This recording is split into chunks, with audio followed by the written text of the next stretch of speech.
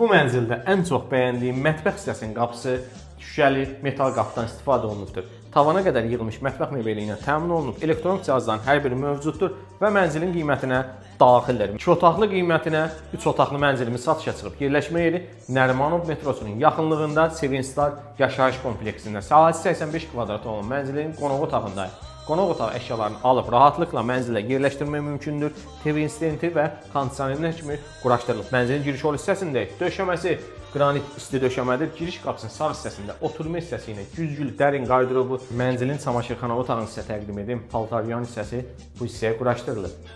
Ümumi olan hamam otağı, hamam aksesuarların hər biri ilə təmin olunubdur.